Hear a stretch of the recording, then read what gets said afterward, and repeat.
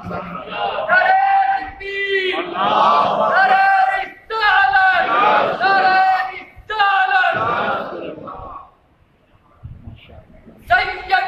مرشدی سیدی مرشدی ہم اپنے نبی کے سرکار نبی کے مختار نبی کے لجپال نبی کے ہم اپنے نبی کے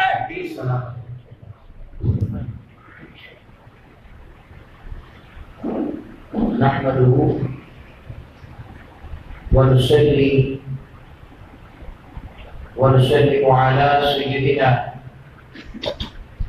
ومولانا وملجأنا ومأوانا محمد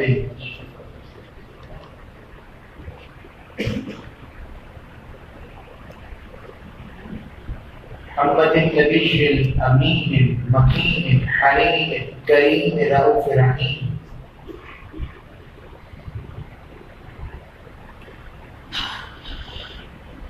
أما بعد فأعوذ بالله من الشيطان الرجيم. بسم الله الرحمن الرحيم. قال الله تبارك وتعالى في القرآن المجيد: سبحان الذي أسرى بعبده ليلا من المسجد الحرام إلى المسجد الأقصى الذي باركنا حوله لنريه من آياتنا إنه هو السميع البصير. وقال الله تبارك وتعالى في المقام الآخر: ثم دنا فتدلى فكان قاب قوسين أو أدنى أوحى إلى عبده ما أوحى. صدق الله مولانا العظيم وصدق رسوله النبي الأمين الكريم.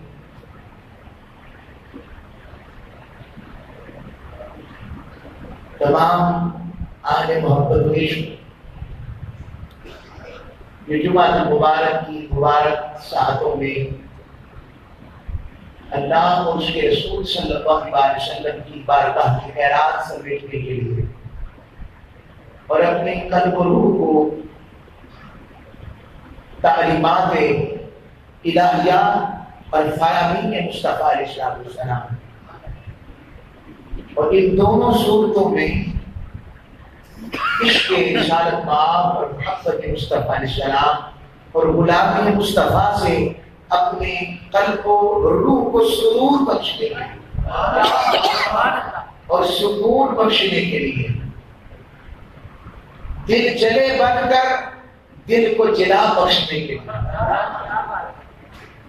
دل فکار بن کر قرار پانے کے لیے دل بے روا بن کر ان کے ذکر سے اطمینان پانے کے لیے آپ تمام آباد گرام قدر حاضر ہیں اور اس کے ساتھ ساتھ پوری دنیا میں بھی فیس بک کے ذریعے لائیو لوگ جامع مسجد قدس کی آگاہی درس سن رہے ہیں. آج کا موضوع وہ عظیم سفر عشق ہے اور اس سفر عشق کی رودات کا حصہ ہے. وہ سفر عشق جو رب نے اپنے محبوب کو کروایا. وہ سفر عشق جس کی داستان عشق قرآن میں رب نے بیان کی. اللہ رب العزت کے دو مقامات پر وضاحت کے ساتھ سفر معراج کو قرآن کے دو مقامات پر بیان کیا. اس کے بیان کا مقصد کیا ہے؟ مقصد بیان یہ ہے کہ کائنات میں سب سے بڑی اہم چیز رب سے ملاقات ہے. بندہ اپنی مرضی سے یعنی اپنی چہر سے اپنی جہد سے کرے تو اور بات کہ رب اس کو مقام یہ دعا کرتے ہوئے محنت کرتے ہوئے عطائے لقاء دے رہا، ملاقات کروا رہا، اور وہ ملاقات اس دنیا میں نہیں ہوگی، کیونکہ اس دنیا میں وہ آنکھیں نہیں تو رب کو تک سکے۔ کسی کی آنکھ رب نے ایسی بنائی نہیں کہ وہ ذات باری تعالیٰ کو تک سکے سوائے ایک ذات کے، اور وہ ذات ہے ہم سب کے آقا۔ انبیاء کی آنکھیں بھی جہاں رہ گئی، موسیٰ کی کلیمیت کے عشق کا تڑپنا بھی دیکھو قرآن کہتا ہے۔ انہوں نے فرمایا رب ارنی انظر الیک، سونے میرے مالک تو نے مجھے کلیم تو بنایا ہی ہے، کلیم کے ساتھ اپنی ذات کا بصیر بھی بنا دے، دیکھنے والا بھی بنا دے۔ رب نے کہا لن ترانی، موسیٰ ہم دکھانے سے نہیں کتراتے یا پیچھے نہیں ہٹ رہے، لن ترانی میں بتاتا ہوں تو تک نہیں سکتا۔ یہ وہ فرق ہے کہ رب نے وہ مقام اپنے محبوب کو دیا کہ خود اپنے محبوب سے ملاقات کی اور کروائی، بلایا۔ حبیب نے دعا بھی نہیں کی تھی، مانگا بھی نہیں تھا۔ یہ مقام ابدیت ہے کہ جو رب کی رضا ہو تیری رضا، مالک جو تیری رضا ہو میری رضا، یہ مقام ابدیت ہے۔ اور مقام محبوبیت کیا ہے؟ رب خود بلا رہا ہے، ہمیں آ جا، ذرا باتیں کریں گے، ذرا دکھائیں گے تجھے، اور تیری وجہ سے باقی بھی فیضیاب ہو جائیں۔ تو رب باری تعالیٰ نے قرآن میں دو مقامات ہیں جہاں پر سفر معراج کا ذکر کیا۔ ابتدائی مرحلہ کا ذکر رب نے سورہ بنی اسرائیل کی پہلی آیت میں فرمایا، اور باقی حصہ سورہ النجم کی پہلی 17 آیات، فرسٹ 17 verses اور سورہ النجم that consists about the miracle of the Miraj Nabi۔ تو پہلا حصہ پہلے آیت کو میں لے رہا ہوں، رب نے کہا صبح، ایک ایک آیت کے اندر رب نے اس کو محبت کے سمندر اڑے، ایک ایک لفظ میں، ایک ایک اس حرف کے اندر رب نے چن چن کر اپنے محبوب کے سفر عشق کو بیان کرتے ہوئے بیان کیا۔ فرمایا سبحان الذی، پاک ہے وہ اسرا، جس نے رات کو سیر کروائی، بے عبدی، اپنے بندے کو، لیلاً، رات کے تھوڑے سے حصے میں، من المسجد الحرام، مسجد حرام سے، الى المسجد الاقصی، مسجد اقصی تک، الذی بارکنا حولہ، جس کے ارد گرد ہم نے برکتیں رکھی ہیں، یا جس کو ہم نے بابرکت، جس کا ارد گرد بنا دیا، لنوریہ، تاکہ ہم انہیں دکھائیں، من آیاتنا، اپنی نشانیاں دکھائیں۔ سونیا تیرے جلووں کی خیر کیسے میں نے پارٹی کاٹا، انہو، بے شک وہی، ہوا وہی، السمیع، سننے والا، البصیر، دیکھنے والا۔ مالک تو سننے والا، تو دیکھنے والا، کہ میں تو ہوئی، مگر میں نے ذکر خود نہیں کیا، کبھی وہ سنتا تھا میں دیکھتا، کبھی میں سنتا تھا وہ دیکھتا۔ یہ رب العزت ارشاد فرمایا۔ اب سفر نامہ کے لیے لطف کی بات یہ ہے، جب کوئی پروٹوکول کے ساتھ سفر کرتا ہے، وزیر اعظم سفر کرے، صدر سفر کرے، اور ملک کا حکمران سفر کرے، یا کوئی متبرک آدمی سفر کرے، محدث، فقیہ، ولی، اسکالر سفر کرتا ہے دنیا میں، تو پھر وہ سفر مکمل کر کے سفر نامہ لکھتا ہے۔ عمومی طور پر سفر نامہ اگر میڈیا کی ٹیم ساتھ ہو تو وہ لکھتی ہے، کوئی رائٹر ساتھ ہو تو وہ لکھتے ہیں، سفر نامہ وہ لکھتے ہیں۔ اب سفر معراج میں رب کروانے والا تھا، حضور کرنے والے تھے. تو رب باری تعالیٰ نے سفر معراج کا سفر نامہ مخلوق پر نہیں چھوڑا کہ وہ لکھے، محبوب پر نہیں چھوڑا. ٹھیک ہے،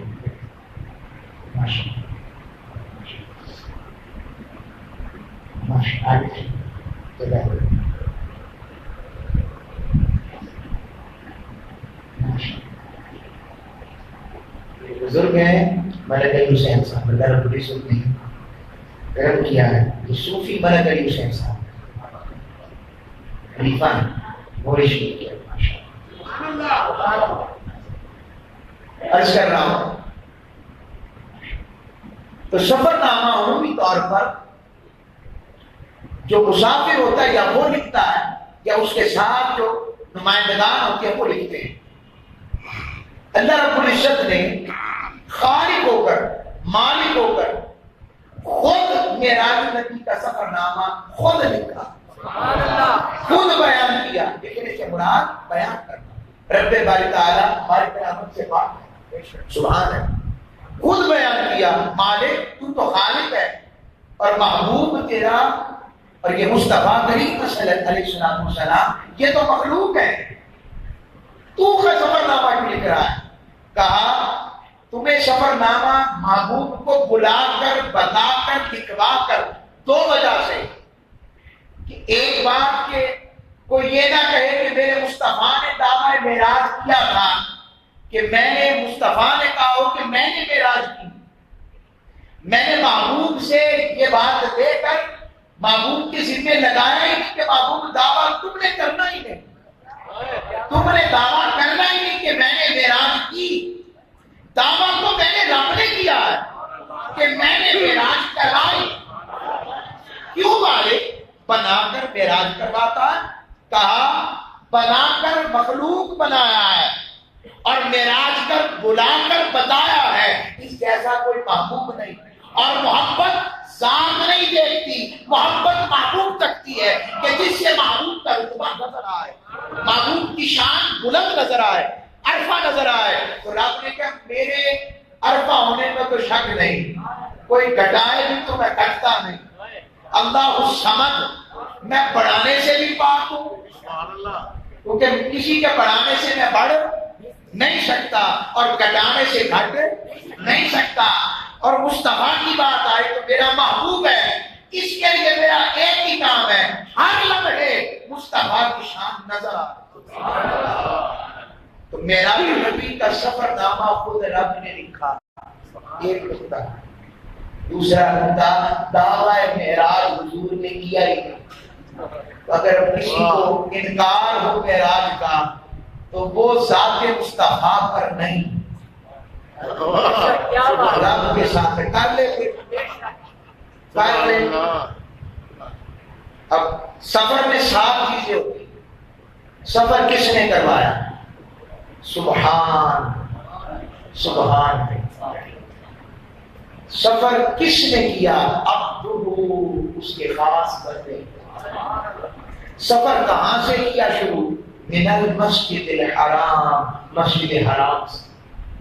سفر کہاں تک کیا؟ الی المسجد الاقصی، مسجد اقصی. سفر کب ہوا؟ اسرا، رات کے تھوڑے سے حصے.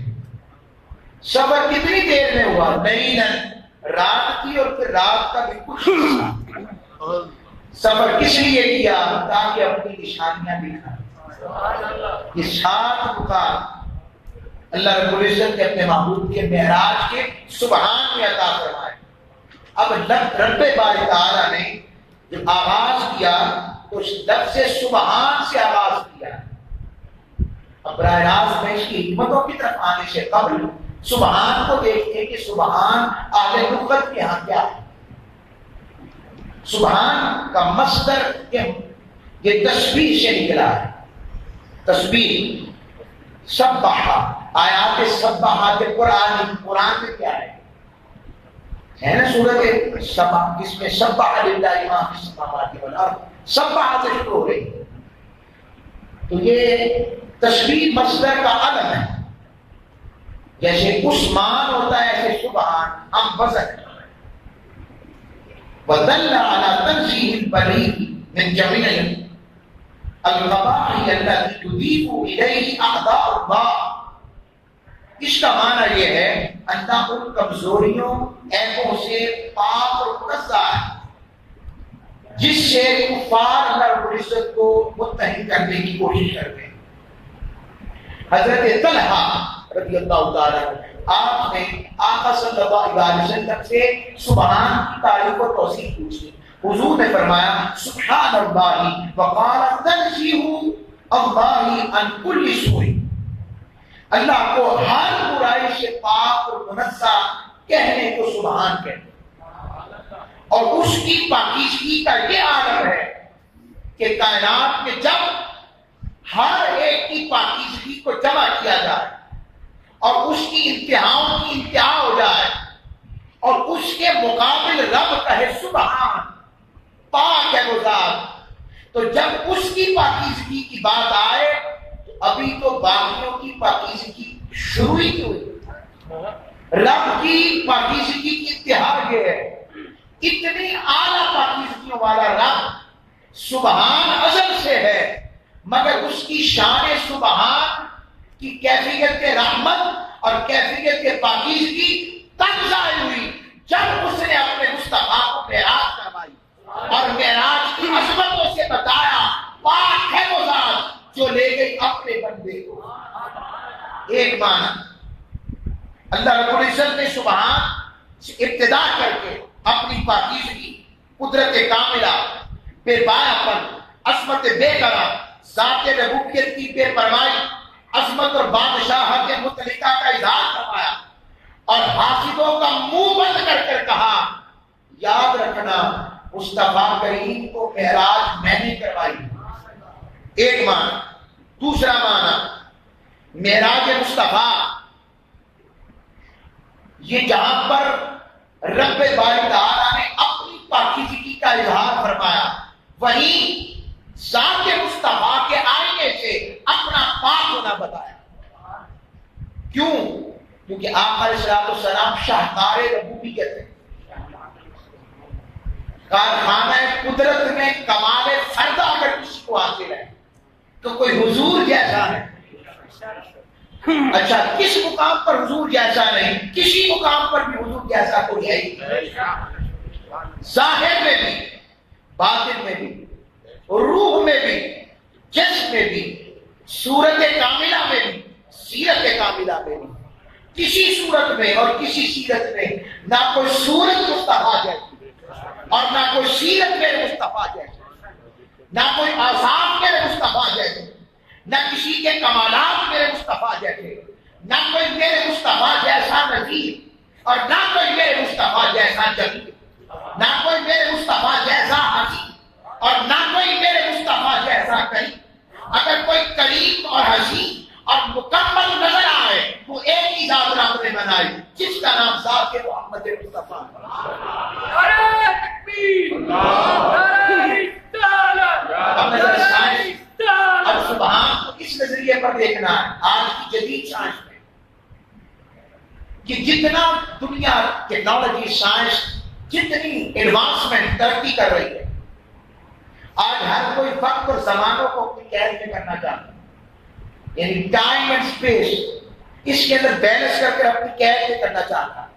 اور اسی ٹائم اور اسپیس کی وجہ سے ان وقت اور زمانوں کو تھوڑے وقت میں زیادہ کام, اس کام کو کرنے کے لیے انسان نے بہت تیز چیزیں ایجاد کی. پہلے پہیہ ایجاد ہوا, پھر جانوروں کے ساتھ ہتھ ریڑھی ایجاد ہوئی, پھر آگے چلتے جائیں, پھر آگے چل کر گاڑی ایجاد ہوئی, پھر ریل آئی, ریل کے بعد پھر ہوائی جہاز آ گیا, ہوائی جہاز سے انسان فضاؤں میں اڑنے لگ پڑا. پہلی بات میں نکتہ دے دوں اس نقطے پر کہ یہ جو انسان ہواؤں میں اڑا ہے اسے نالین اور قدمین مصطفیٰ کا شکر گزار ہونا چاہیے کہ اصل میں معراج مصطفیٰ کا فیض ہے. اگر حضور نہ اٹھ جاتے وہ بھی نہیں جا سکتا. دوسرا, رب باری تعالیٰ نے آج کے انسان کو جو اڑ رہا ہے ہوائی جہاز میں اور آتا بھی ہے جاتا بھی ہے، فلائٹ لیتا ہے جاتا پہنچتا ہے، اس کو بتایا اگر تم مادی چیز پر سوار ہو کر آ سکتے ہو تو پھر جسے میں نے محمد مصطفیٰ بنایا اور اپنی جان، اپنی رحمت کی جان بنایا، کائنات کی جان بنایا، تو میں نے اس کو اس جسم کے ساتھ جو میں نے اسے عطا کیا، جسے میں نے کمال تخلیق کی انتہا پر بنایا، جس کے بغیر میں نے، جس کے بعد میں نے قلم توڑ دیا جو مصطفیٰ بنا سکتا۔ آپ کہیں کہ رب محبوب اور کوئی محمد بنا نہیں سکتا؟ بنا سکتا ہے، رب بنائے میں نے کیوں کہ محمد ایک ہے، پیار ایک سے ہوتا ہے سب سے، رب سے بڑا اپنی محبت میں غیرت والا کوئی، رب سے بڑی غیرت والا اپنی محبت میں کوئی ہے، اس کی غیرت کا ایک ہی نقطہ کافی ہے۔ ابو لہب سگا چچا، وہ تو بھتیجا سمجھ کر بولا تھا، اس نے حضور کے آنکھوں کو کچھ کہا، رب نے کہا تبت یدا ابی لہب وتب، ٹوٹ پہنیا تیرے ہاتھ ٹوٹ جان، ٹوٹ پہنیا تیرے ہاتھ ٹوٹ جان۔ میرے محبوب کو کہتا ہے مالک تو تو خالق ہے، مالک تو تو خالق ہے، تو ابو لہب بھی تیری مخلوق ہے۔ کہا بات مخلوق تک رہتی تو سمجھ آتی تھی، محبوب تک کیوں گیا؟ میرے محبوب تک کیوں گیا؟ میرے محبوب تک کیا ہے تو پھر مجھ سے بڑا محب میں ہوں اور وہ میرا محبوب ہے۔ ساری بات تو ڈور والی، رب سے بڑا اپنے محبوب کے لیے تڑے باز کوئی نہیں، اس سے بڑا تڑے باز کوئی نہیں۔ محبوب کی بات آئے تو کہتے ہیں سارے کھڑے ہو، میں ہوں۔ ابو لہب کی بیوی نے حضور کو کہا تھا لگتا ہے تمہیں چھوڑ دیا تمہارے رب نے، رب نے کہا محبوب جواب تو نے نہیں میں نے دینا، تیرے چہرے کی قسم بن رہی اذا سجا، محبوب یہ رات کی اندھیرا چھا جانا کیا ہے؟ یہ اصل میں تیری زلفوں کے چھا جانے کا فیض ہے۔ ماں بندہ کرم کا ماما کلا، پہلے محبوب کی دلجوئی کی، پھر کہا ماں بندہ کرم کا ماما کلا، سونیا تیرا رب مجھے چھوڑ سکتا ہے؟ منظر کہ رب باری تعالیٰ نے کہا کہ جتنی سائنس اور ٹیکنالوجی ترقی کر جائے تو آج بھی خلا میں خلا نور اسٹرونومسٹ جاتے ہیں، اسٹرولوجسٹ کہتے ہیں، ماہر فلکیات، اسٹرونومسٹ جاتے ہیں خلا نور، خلا نور جو ہوتے ہیں خلا میں سفر کرتے ہیں تو وہ خصوصی قسم کا لباس پہنتے ہیں، لباس کے ساتھ آکسیجن ہوتی ہے، آکسیجن کے ساتھ پھر اپنے آپ کو تیار کرتے ہیں، پھر ان کی پورا پراپر ٹریننگ سیشن ہوتا ہے، پھر اس ٹریننگ سیشن کے اندر ان کو اس طرح کی ٹیوب پہ رکھا جاتا ہے کہ ان کو ماحول کیسا ملنا ہے۔ یہ بات سمجھ لگ گئی؟ ان کو لباسوں کی ضرورت، جیسے ہی اس کرۂ ہوائی سے نکلیں گے آکسیجن ختم، پھر ان کے آکسیجن ماسک کام آئیں گے، سلنڈرز کام آئیں گے جو انہوں نے اپنے اس جہاز کے اندر خلائی شٹل کے اندر رکھے ہوں گے، اسپیس شٹل کہتے ہیں اس کے اندر رکھے ہوتے ہیں۔ اب میں سبحان کے آئینے میں ذرا میرے مصطفیٰ کی معراج کا معجزہ بھی دیکھنا ہے۔ میرے آقا یہاں سے چلے اور چل کر پہلے مسجد اقصی پہنچے، مسجد اقصی سے پھر یہ کرۂ ہوائی کے تمام کروں کو کراس کرتے ہوئے بغیر کسی لباس کے، بغیر کسی خلا نبردی کے لباس کے، بغیر آکسیجن کے، بغیر کسی ہوا کے، بغیر کسی فضائے سازگار انسانی کے، جسم و روح دونوں کے ساتھ اس خلا سے فضا سے نکل بھی گئے اور نکل کر آ بھی گئے۔ آنا بھی میرے مصطفیٰ کا کمال تھا، جاتے بھی میرے مصطفیٰ کو کچھ نہ ہوا، اور آنا بھی میرے مصطفیٰ سلامت ہے۔ جب وہ سلامت ہے تو رب نے بتایا لوگوں باقیوں کو ضرورت اور چیزوں کی پڑے گی، جو ہوئی جانے کائنات، جو ہوئی جانے کائنات، تو جان کی ضرورت سب کو ہوتی ہے، جان کو کسی کی ضرورت نہیں ہوتی۔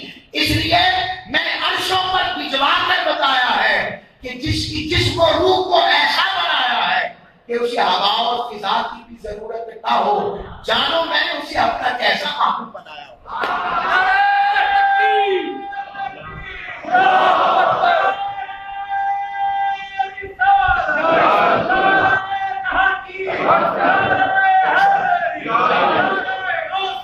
اور بات سمجھنی ہے، اس میں سمجھنے والی بات، حضرت عیسیٰ علیہ السلام جس کو روح کے ساتھ عرشوں پر اٹھائے گئے کہ نہیں؟ بولیے، اٹھائے گئے، آج بھی ہیں، سلامت ہیں۔ اگر حضرت عیسیٰ علیہ السلام جس کو روح کے ساتھ اٹھائے جا سکتے ہیں تو میرے مصطفیٰ جا کر آ کیوں نہیں سکتے؟ کیا خوبصورت شعر کا، خوبصورت شعر نواب شوق حیدرآباد میں اگر حیات کرتا ہوں زندگی میں، انڈیا کے شاعر، مسلم شاعر، بہت خوبصورت لکھتے ہیں حضور کی نعتیں، کہنے لگے سوئے طیبہ سمجھ کر رہیں گے زمانے جاتے، مدینے کیوں جاتے ہو؟ کیوں جاتے ہو؟ حضور کی معراج یہ تھی انہوں نے رب کو تکا، ہماری معراج یہ ہے کہ حضور کے در پر آتے اور اس در سے پھر سیدہ کائنات آئے۔ آگے بات سنو، وہ کہتا ہے سوئے طیبہ سمجھ کر رہیں گے زمانے جاتے، یہ وہ روزہ ہے جہاں دل میں توڑے جاتے اور جسم کے ساتھ اٹھائے گئے جب کہ عیسیٰ، ارے نورے کامل کیوں نہ شب اسرا بدن سے جاتے۔ یہ حضور السلام کی شان مطہرہ۔ تو اللہ رب العزت نے دوسرا اس میں نقطہ دینے لگا، آقا صلی اللہ علیہ، یہ عقیدہ ہے ہمارا، آقا صلی اللہ علیہ وسلم کی بشریت کی حق ہے۔ اگر حضور کی بشریت حق نہ ہوتی تو آقا علیہ السلام کی سیرت ہمارے بھی قابل اتباع نہ ہوتی۔ یہ نقطہ نہیں بولنا، اتباع اسی کی ہوگی جو ہم جیسا دکھے، مگر ہم اس جیسے نہیں ہیں۔ اسے مفہوم مخالف کہتے ہیں کہ وہ ہم جیسے دکھنے میں ہیں مگر ہم تو دکھنے میں بھی ان جیسے ہیں۔ آگے بات سنو، حضور دکھنے میں ہم جیسے لگتے ہیں مگر ہم ان جیسے، اس پر کئی دفعہ میں وضاحت کر چکا ہوں، اب وقت نہیں ہے، ہم ان جیسے ہیں ہی نہیں۔ تو بشریت اتباع کے لیے ہوتی ہے کہ کوئی یہ نہ کہے مالک ہم کیسے تیری بندگی کر سکتے تھے، تیرا معبود تو نور تھا، ہم ان کی اتباع کیسے کرتے؟ رب نے بشریت میں بندگی میں اتباع رکھی اور رب باری تعالیٰ نے نورانیت میں اپنے محبوب کے محبوبیت کی اور خاص ہونے کی اختیار کی۔ ایک اور نقطہ سمجھنے اس میں، فرشتہ جبرائیل امین آقا علیہ السلام کی بارگاہ میں بشری صورت میں آتے تھے، تو فرشتے کس سے بنے ہیں؟ بولیے، نور سے۔ اگر فرشتہ نوری ہو کر بشری صورت میں آ سکتا ہے تو میرے مصطفیٰ نوری ہو کر بشری صورت میں کیوں نہیں آ سکتے؟ ایک اور نقطہ چلیے، بہت خاص بات دینے لگا ہوں آپ کو، حضرت بخاری شریف کے لیے یہ اس نقطے سے بڑی ریلیونٹ ہے، پھر آپ کو سمجھ لگ جائے گی میں نے نقطہ کیوں دیا۔ عرض کر رہا ہوں، حضرت موسیٰ علیہ السلام کے پاس سیدنا اسرائیل علیہ السلام آئے بشری صورت میں، جو جس روح میں آتا ہے اس کا اطلاق اس پر ہوتا ہے، رب باری تعالیٰ اس کے مطابق زندگیاں گزارتا ہے، ان کی گزرواتا ہے گزرے تاکہ لوگوں کے لیے اتباع کا باعث ہو سکے۔ سیدنا اسرائیل علیہ السلام سے حضرت موسیٰ کلیم اللہ نے پوچھا کیوں آئے ہو؟ فرمایا آپ کی جان لینے آیا ہوں۔ کہ جان لینے آئے؟ جلال میں آ گئے، تھپڑ مارا۔ میں بار بار کہہ رہا ہوں کہ یہ حدیث بخاری شریف کی ہے اور میں وہ حدیث جانتا ہوں کہ حضور کی طرف منسوب نہ ہو تو بیان کرنے والے کا ٹھکانہ کہاں ہونا چاہیے؟ حضور کی حدیث کے ساتھ بات کر، تو آقا علیہ السلام نے فرمایا کہ تھپڑ مارا اور حضرت اسرائیل کی آنکھ نکال لی، آنکھ کاٹ دی۔ اب بتائیں حضرت اسرائیل پوری شکل میں تھے یا بشری شکل میں؟ بشری شکل میں تھے تو حضرت موسیٰ، کیونکہ نبی سب سے زیادہ طاقت والا ہوتا ہے، اس لیے تھپڑ مار کر آنکھ نکالی۔ اور حضرت اسرائیل اسی طرح ادب کے ساتھ اس رب کی بارگاہ میں حاضر ہوئے، اور حدیث میں لفظ ہے مالک نے ایسے اپنے بندے کے پاس بھیجا جو موت چاہتا ہی نہیں۔ اس سے پتہ لگا رب موت نے بھی اپنے پیاروں کو با اختیار رکھا۔ اگر با اختیار نہ ہو تو یہ بات سیدنا اسرائیل نہ کہتے۔ رب نے کیا کہا؟ موسیٰ میرے بندوں کو، میرے پیاروں کو موت سے نہیں ڈراتے، انہیں موت سے نہیں ڈراتے، انہیں میری ملاقات کی کچھ خبر ہی دیتے۔ جب ملاقات کی بات آئے تو پھر وہ آ جاتے۔ اب جاؤ، موت کی بات نہیں کرنی، مجھ سے ملاقات کی بات کرنی۔ اب اس میں سیدنا اسرائیل پھر گئے اور جا کر عرض کی کہ اب کس لیے آئے ہو؟ رب سے ملاقات ہے، اور زندگی کی بات بھی آئے گی، اتنی زندگی چاہیے تو لے لیں۔ کہ کتنی؟ کہ وہ جو بیل دے گئے ہیں نا، آپ اس کی پشت پر ہاتھ لگائیں، جتنے بال آپ کے ہاتھ میں آئیں گے وہ ساری اس کے برابر، ایک بال کے برابر زندگی مل جائے گی، 1 سال بڑھ جائے گا۔ پر بعد اس کے بعد اب پتا تھا، کہنے لگے نہیں، پھر اس کے بعد بھی رب سے ملاقات ہے۔ موسیٰ علیہ السلام نے کہا اچھا رب سے ملاقات ہے تو جلدی چلو۔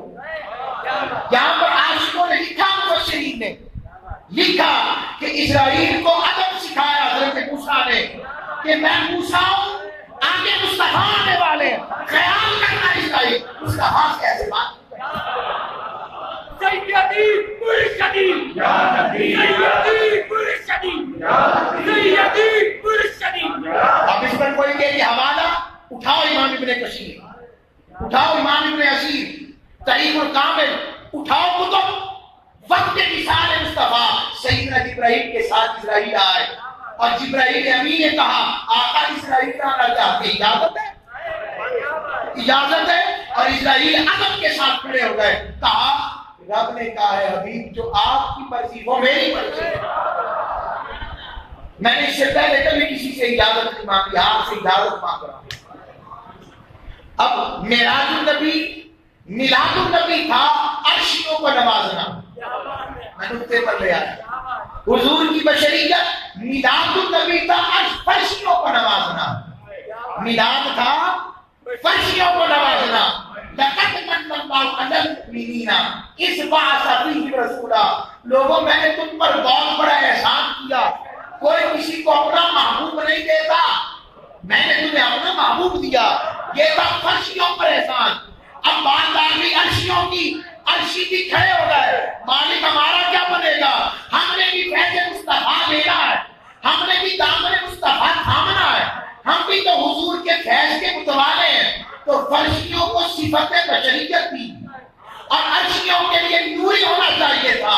رب نے دونوں کو جمع کر کے کہا فرشی بھی خالی نہ رہے میلاد کے صدقے، اور عرشی بھی خالی نہ رہے معراج کے صدقے، اور سارے کھڑے ہو جانا اور میرے مصطفیٰ کو تکتے رہنا، فیض لیتے رہنا۔ جبرائیل تمہاری نمائندگی کر لے گا کہ سارا فیض مصطفیٰ کا جبرائیل سے اکٹھا کر لے گا۔ یہ شان مصطفیٰ، اس لیے رب نے کہا سبحان، پاک ہے وہ ذات۔ رب نے تب کہا سبحان، اور میں کیا تو سبحان کر رہے ہیں کہ جب لطف آئے کیسا پاک مالک۔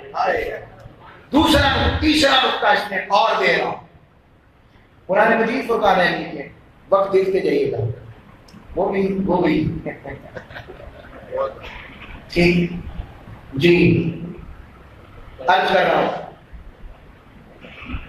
اللہ رب العزت نے قرآن مجید فرقان حمید میں فرمایا، سورہ فاتحہ شریف، غیر المغضوب علیہم ولا الضالین، ان لوگوں کا راستہ نہیں جن پر میرا غضب ہے، اور نہ ہی ضالین گمراہ۔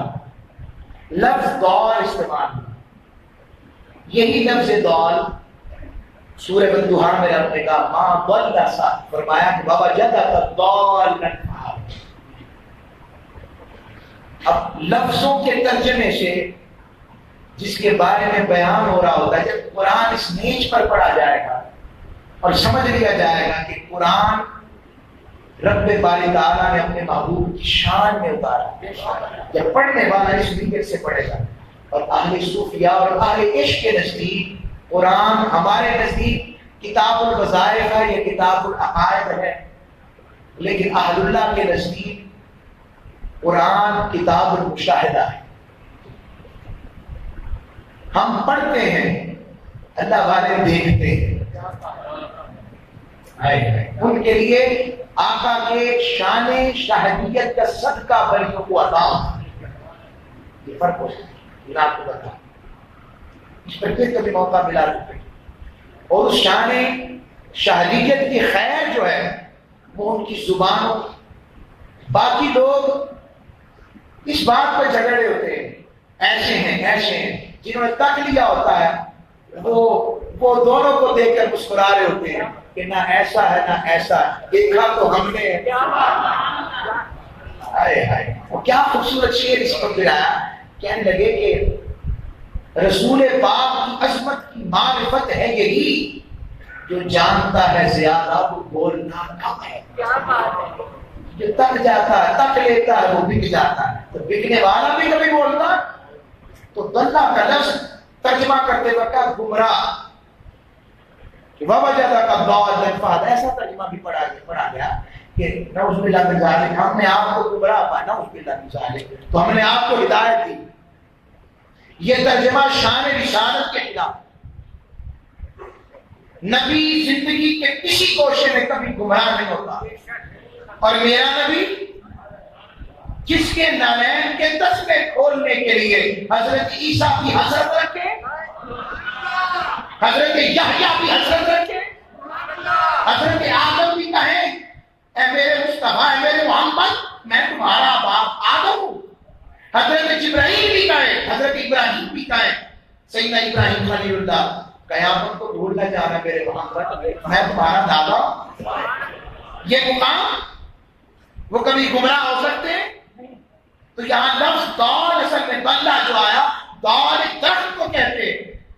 درخت کیسا درخت؟ صحرا میں چل رہے ہو، اور صحرا میں لمبوں تک صحرا ہوتا ہے، وقت کم ہے، 1-2 منٹ دے دے میرا جو نبی، میری عادت ہے، پیچھے والے کا ہے، گرمی میں وہ بیٹھے ہیں، عرض کر رہا ہوں دال والے، تو وہ درخت ہوتا ہے، جب لمبوں تک صحرا ہو، پیاس عروج پر ہو، پانی ختم ہو جائے، ذخیرہ خوراک ختم ہو جائے، سواری کی ٹانگیں کام کرنا چھوڑ دے، حواس ختم ہو جائے اور زندگی ختم ہوتی نظر آئے، موت آنکھیں ڈالتے ہوئے نظر آ رہی ہو، اچانک نخلستان کے اندر ایک نشانی آتی ہے، اس درخت کو دال کا درخت کہتے ہیں، جہاں پر موت زندگی میں بدل جاتی ہے، جہاں پر ممات حیات میں بدل جاتی ہے، جہاں صحرا گلزار میں بدل جاتا ہے، جہاں پر ریت شبستان میں بدل جاتی ہے۔ کہا وہ کیا درخت ہوتا ہے؟ کہا اس دال کے درخت کی نشانی یہ درخت بتاتا ہے کہ آگے پھل ہے، زندگی ہے۔ تو رب نے کہا بابا جادا کا دال، سوڑیا تو ہی تو وہ کائنات کا درخت ہے جو تیری امان میں آ گیا، فہدا کوئی ہماری ہدایت کا معراج پر اب اس پر معراج کا کیا واقعہ؟ اب ہم جب سڑکوں پر جاتے ہیں، سڑک پر جاتے ہیں تو سڑک کا تو روٹ ہوتا ہے، دائیں جانا ہے، بائیں جانا ہے، دائیں مڑنا ہے، بائیں مڑنا ہے، سگنلز لگے ہوتے ہیں، بورڈ لگے ہوتے ہیں۔ رب نے سورہ نجم میں کہا ما ضل صاحبکم وما غوی، لوگوں یہاں تو راستے ہیں، تو راستوں میں لوگ بھٹک جاتے ہیں، میرا مصطفیٰ تو وہ ہے ما ضل صاحبکم وما غوی، میرا مصطفیٰ میرے قرب میں آیا، نہ کوئی نشانی، نہ کوئی سڑک، نہ کوئی راستہ، نہ کوئی موڑ، نہ کوئی دائیں، نہ کوئی بائیں، ما ضل وما صاحبکم وما غوی، تمہارے صاحب کو وہاں جا کر نہیں بھٹکے تو دنیا میں میرا مصطفیٰ کس طرح بھٹک سکتا ہے؟ یہ شان مصطفیٰ، رب نے یہ محبت جہاں مجھ تک آنا تھا تو مجھ تک آنا۔ آئیے کہ آپ علیہ السلام کے سفر محبت میں میں نے سبحان تک بات کی، اور یہ ساری سفر کی جو روداد ہے، یہ سفر عشق ہے حضور کا، اور سفر محبت ہے امت کے لیے۔ اللہ ہم سب کو حضور کا امت بنائے۔ انشاءاللہ اگلا مضمون چلے گا۔